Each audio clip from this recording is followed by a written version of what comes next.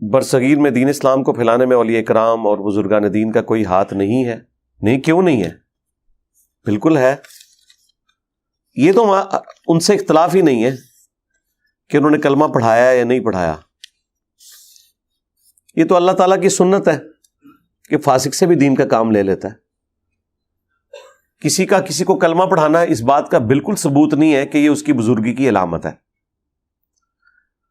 اب یہ ایبسولوٹ میں جملہ بولوں تو جن لوگوں کی عقیدت بزرگوں سے وابستہ ہے وہ تو کہیں گے یار دیکھو یہ کتنی بڑی عجیب بات کر رہا ہے. تو ابھی ان کو میں ٹیسٹر لگا کے چیک کر لیتا ہوں.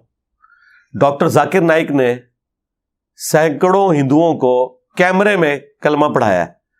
تو کیا کوئی بریلوی ماننے کے لیے تیار ہے کہ ڈاکٹر ذاکر نائک بھی سلطان الہند ہے؟ آیا نا داڑ تھلے. وہاں کیا کہیں گے؟ نہیں، وہ بخاری مسلم میں حدیث ہے کہ اللہ تعالیٰ فاسق سے بھی دین کا کام لے لیتا ہے. جی جی جی جی جی بالکل بالکل صحیح کہہ رہے. یعنی جو کرائٹیریا آپ نے اپنے لیے سیٹ کیا ہوا ہے، جب دوسرا کوئی شخص آتا ہے تو آپ اپنا وہ معیار ہی بدل لیتے ہیں. تو دلیل قرآن و سنت ہے.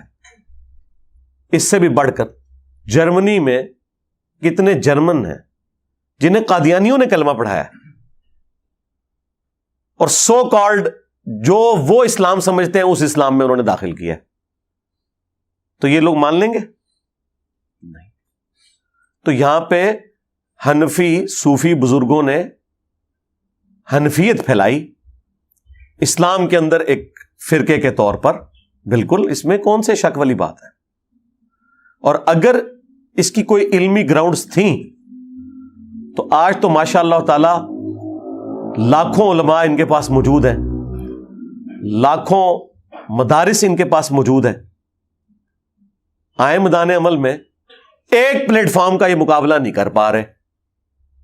ہم بتاتے ہیں قرآن میں لکھا ہوا ہے، یہ بتاتے ہیں جی فتاوی عالمگیری شریف میں ہے. ہم بتاتے ہیں بخاری میں آیا ہے، یہ کہتے ہیں رد المختار میں لکھا ہے. ہم کہتے ہیں مسلم میں ہے، یہ کہتے ہیں در مختار شریف میں ہے. اور پھر کلیم اپنے آپ کو اہل سنت کر رہے ہیں. وہ کون سے اہل سنت یار؟ اگر قرآن بخاری مسلم میں تمہارا دین موجود نہیں ہے. ویسے اللہ کا شکر ہے کہ یہ دعوت اگر 8 سے 1000 سال پہلے اس طریقے سے لانچ ہوتی نا، اور اس وقت بھی یوٹیوب ہوتی، تو آج بخاری مسلم سنیوں کی کتابیں نہ ہوتی، یہ لوگ اعلان برات کر چکے ہوتے. اب یہ اعلان برات بھی نہیں کر سکتے، نگل بھی نہیں سکتے، تھوک بھی نہیں سکتے. اچھا، یہ محاورتاً باتیں ہوتی ہیں. اگلے دن ایک بیوقوف آدمی نے نیچے کامنٹس کیے، دیکھو جی حدیث کو کہہ رہا ہے نہ نگل سکتے ہیں نہ تھوک سکتے ہیں. یہ لوگوں کی ذہن کی پستی کا لیول دیکھیں. یہ جب محاورتاً کوئی بات ہوتی ہے وہ اسی طریقے سے ہوتی ہے. جس طرح ہم کہتے ہیں فلاں فلاں کا یار غار ہے، کیا اس سے مراد کوئی یہ لیتا ہے کہ یہ فلاں شخص کو رسول اللہ مان رہا ہے اور فلاں کو ابو بکر مان رہا ہے؟ نہیں، بلکہ ایک کلوزنس کے لیے بتایا جاتا ہے کہ جس طرح نبی صلی اللہ علیہ وآلہ وسلم کے لیے سیدنا ابو بکر ایک قریبی ساتھی تھے، اس طرح اس شخص کے لیے فلاں شخص ایک قریبی ساتھی ہے. اس بات کی تھیم کے اوپر توجہ دی جاتی ہے، اس سے اس طرح کا رزلٹ نہیں نکالا جاتا.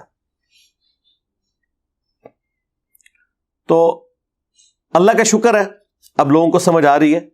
تو یہ جو آپ نے لکھا نا کہ بزرگان دین کا کوئی ہاتھ ہے کہ نہیں، ہاتھ کیا ہے جی، پورا ہاتھ ہے.